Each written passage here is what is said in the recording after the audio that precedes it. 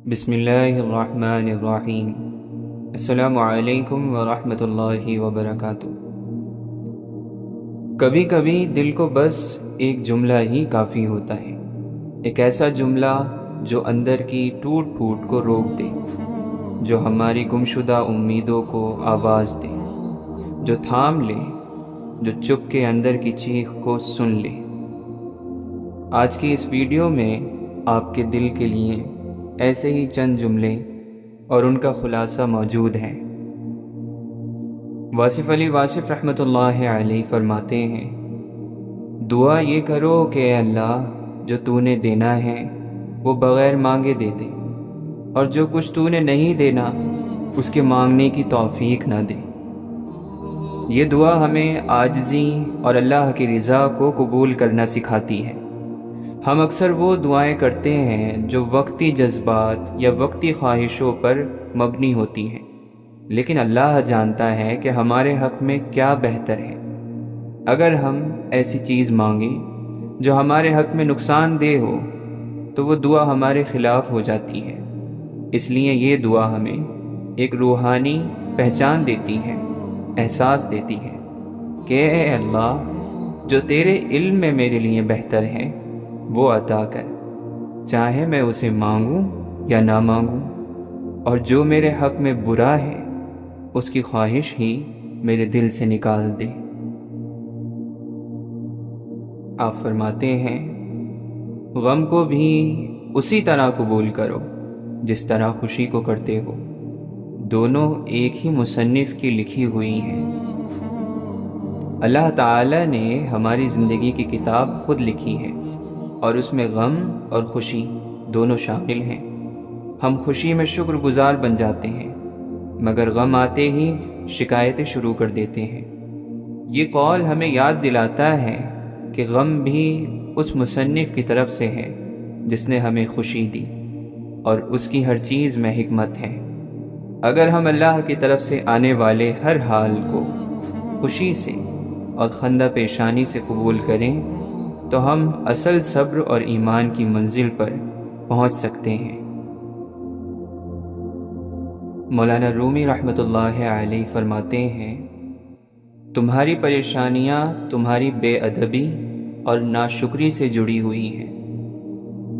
انسان جب اللہ کی نعمتوں پر شکر کرنا چھوڑ دیتا ہے اور ادب اور عاجزی کے بجائے غرور، شکایت یا لاپرواہی اختیار کرتا ہے تو وہ اللہ کی رحمت سے دور ہو جاتا ہے۔ یہ جملہ ہماری آنکھوں کو کھولنے والا ہے کہ ہمیں ہماری پریشانیوں کی جڑ ہماری زبان کی ناشکری یا ہمارے دل کی بے ادبی تو نہیں۔ اگر ہم اللہ کے حضور جھک جائیں، شکر ادا کریں اور ہر حال میں ادب اختیار کریں تو ممکن ہے کہ وہی پریشانیاں سکون میں بدل جائیں گی۔ آپ فرماتے ہیں، لوگوں کو جانچنے کا کام تم نے سنبھال لیا، حالانکہ اعمال تولنے والا ترازو تو کہیں اور ہے۔ ہم دوسروں کے بارے میں بہت جلدی فیصلہ کر لیتے ہیں، کسی کے کپڑوں، چال یا حالات دیکھ کر اس کے ایمان، نیت یا اعمال کا اندازہ لگاتے ہیں، مگر یہ فیصلہ اللہ کا کام ہے، ہمارا نہیں۔ ہمیں دوسروں کا باطن نہیں معلوم، ہم صرف ظاہری باتوں پر گمان کرتے ہیں جو اکثر غلط ہوتے ہیں۔ یہ قول ہمیں سکھاتا ہے کہ لوگوں پر حکم لگانا چھوڑ دو، خود کو ٹھیک کرو، خود کی اصلاح کرو، کیونکہ اعمال کا وزن قیامت کے دن اللہ کے ترازو میں ہونا ہے، تمہارے اندازوں میں نہیں۔ آپ فرماتے ہیں، ہم ایسے منافق لوگ ہیں کہ کسی کی تکلیف کو اس کے گناہوں کی سزا سمجھتے ہیں اور اپنی تکلیف کو آزمائش۔ یہ جملہ ہماری اندرونی خود غرضی کو آئینہ دکھاتا ہے۔ جب ہمیں تکلیف پہنچتی ہے تو ہم کہتے ہیں، اللہ مجھے آزما رہا ہے، اور یہ اللہ کے قریب ہونے کا راستہ ہے۔ لیکن اگر یہی حال کسی اور کا ہو تو فوراً کہتے ہیں، یہ تو سزا ہے، اس نے ضرور کچھ غلط کیا ہوگا۔ یہ دوہرا معیار دراصل منافقت ہے۔ یہ قول ہمیں یاد دلاتا ہے کہ کسی کے دکھ پر فتوے لگانے کے بجائے ہمدردی، دعا اور خاموشی بہتر عمل ہے۔ آپ فرماتے ہیں خواہش کے سانپ کو ابتدا میں ہی مار دینا چاہیے، اگر دیر کرو گے تو یہ بڑھتے بڑھتے اژدہا بن جائے گا۔ یعنی خواہش نفس کا سب سے خطرناک دروازہ ہے۔ جب دل میں غلط یا غیر ضروری خواہش پیدا ہو اور ہم اسے شروع میں ہی نہ روکیں تو وہ آہستہ آہستہ دل اور دماغ پر قبضہ کر لیتی ہے۔ پھر انسان گناہ، حسد، ظلم یا بربادی کی طرف کھنچ جاتا ہے۔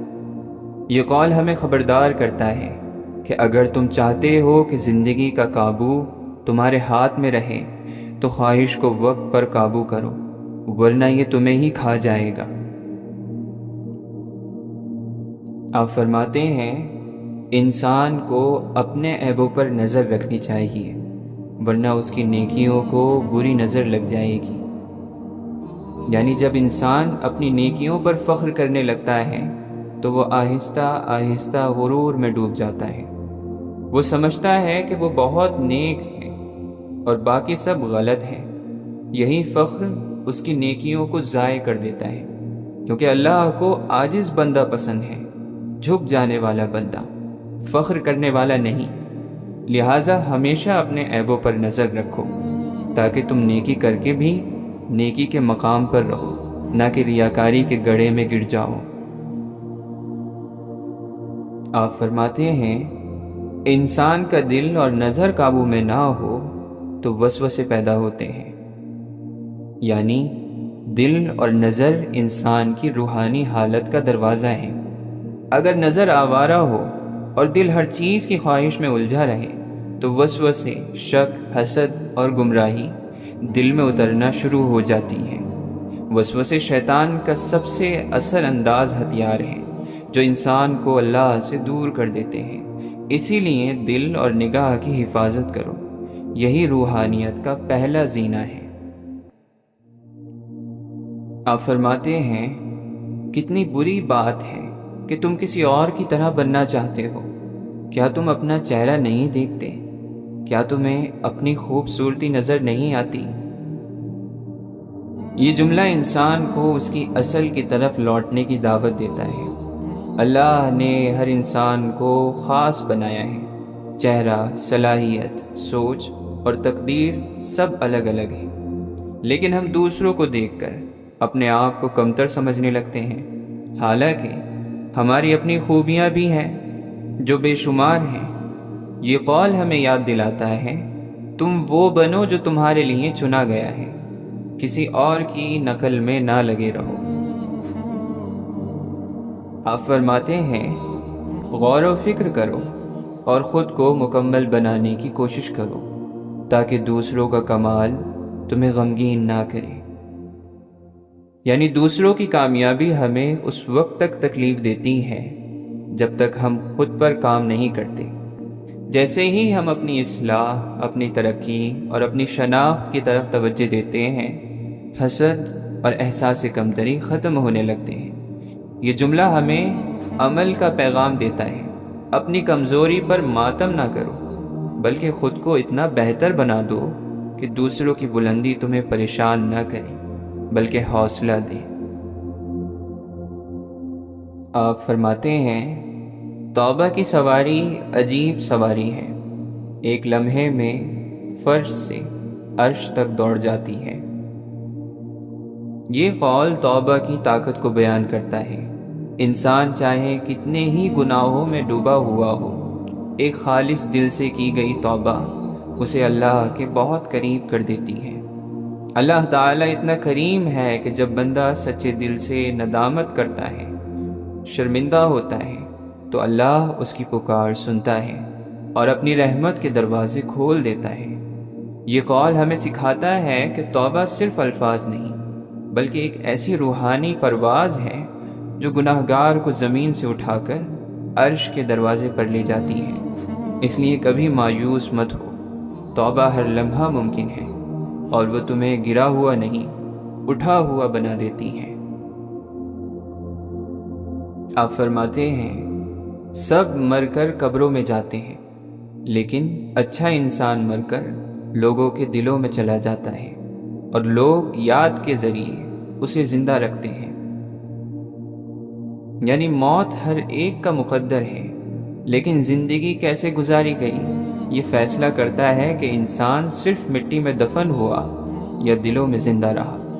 اچھا انسان وہ ہوتا ہے جو دوسروں کو فائدہ دے، درد بانٹے، محبت دے اور دنیا کو بہتر بنانے کی کوشش کرے۔ ایسے لوگ جسمانی طور پر تو رخصت ہو جاتے ہیں، مگر ان کی باتیں، ان کا اخلاق، ان کی نیکی لوگوں کے دلوں میں ہمیشہ کے لیے چھپ جاتی ہے۔ یہ قول ہمیں دعوت دیتا ہے کہ ایسی زندگی گزارو کہ موت تمہیں ختم نہ کرے بلکہ تمہیں لوگوں کی یادوں اور دعاؤں میں زندہ رکھے۔ آپ فرماتے ہیں، موم بتی کی طرح جلنا آسان نہیں ہے، دوسروں کو روشنی دینے کے لیے خود جلنا پڑتا ہے۔ یہ جملہ قربانی، خدمت اور ایثار کا پیکر ہے۔ دنیا میں جو بھی دوسروں کے لیے روشنی بنتا ہے، استاد، ماں، رہنما یا خادم، وہ اکثر اپنی راحت، نیند، آرام اور خوشیوں کو قربان کرتا ہے۔ جیسے موم بتی خود جل کر روشنی دیتی ہے، ویسے ہی سچے انسان دوسروں کی زندگی روشن کرنے کے لیے خود کو کھپاتے ہیں۔ یہ قول یاد دلاتا ہے کہ اگر تم روشنی بانٹنا چاہتے ہو تو تمہیں کچھ نہ کچھ قربانی دینی پڑے گی، اور یہی اصل خدمت ہے۔ آپ فرماتے ہیں، بیدار کر دینے والا غم غافل کر دینے والی خوشی سے بہتر ہے۔ یعنی غم ہمیں جھنجھوڑ دیتا ہے، سوچنے پر مجبور کرتا ہے، ہماری حقیقت دکھاتا ہے اور ہمیں اللہ کے قریب لے جاتا ہے، جبکہ خوشی اگر حد سے بڑھ جائے تو انسان کو غافل، دل مردہ اور مغرور بنا سکتی ہے۔ اس لیے ہر غم کو بد دعا مت سمجھو۔ بعض مرتبہ غم ہماری روح کے لیے وہ زلزلہ ہوتا ہے جو ہمیں خواب غفلت سے جگاتا ہے۔ یہ قول ہمیں سکھاتا ہے کہ وہ غم بہتر ہے جو ہمیں سیدھا کر دے، بنسبت اس خوشی کے جو ہمیں بہکا دے۔ آپ فرماتے ہیں، محبت تو یہ ہے کہ جب خدا کہتا ہے میں نے سب تیرے لیے بنایا، اور تم کہتے ہو میں نے سب کچھ تیرے لیے چھوڑ دیا۔ یہ جملہ اللہ کی محبت کی سب سے بلند مثال ہے۔ اللہ نے انسان کو کائنات کی تمام نعمتوں سے نوازا، آسمان، زمین، ہوا، پھل، خوبصورتی، اور فرمایا یہ سب تیرے لیے۔ لیکن سچا عاشق وہ ہے جو کہے، اے اللہ، ان سب نعمتوں کے باوجود میں نے دل میں صرف تجھے رکھا اور باقی سب تجھ پر قربان کر دیا۔ یہ وہ مقام ہے جہاں بندہ رب کی محبت میں فنا ہو جاتا ہے۔ یہ قول بتاتا ہے کہ اصل عشق صرف لینا نہیں بلکہ سب کچھ قربان کر دینا ہوتا ہے۔ یہی رب کی بندگی کا کمال ہے۔ آپ فرماتے ہیں، جب دنیا تمہیں گھٹنوں کے بل گرا دے تو سمجھ لو کہ یہ دعا مانگنے کا بہترین وقت ہے۔ یعنی جب زندگی کی سختیاں تمہیں تھکا دیں اور تمہیں لگے کہ اب کچھ باقی نہیں رہا، تو یہی وہ لمحہ ہے جس میں تم سب سے قریب ہوتے ہو اللہ کی۔ اللہ تعالیٰ اکثر اپنے محبوب بندوں کو جھکاتا ہے تاکہ وہ گر کر اسے پکاریں، اور پھر وہ انہیں ایسے اٹھاتا ہے جیسے کبھی گرے ہی نہ ہو۔ یہ قول ہمیں سکھاتا ہے کہ گھٹنوں کے بل گرنا کمزوری نہیں، بلکہ یہ وہ وقت ہے جب دل ٹوٹتا ہے اور دعا کے دروازے کھلتے ہیں۔ یہ الفاظ، یہ سوچیں، یہ جملے محض الفاظ نہیں، یہ مرہم ہیں ان زخموں کے لیے جو زبان پر نہیں دل میں ہوتے ہیں۔ اگر آپ کو یہ محسوس ہوا تو اپنے دل کے کسی ٹوٹے ہوئے شخص کے لیے یہ آواز ضرور شیئر کریں۔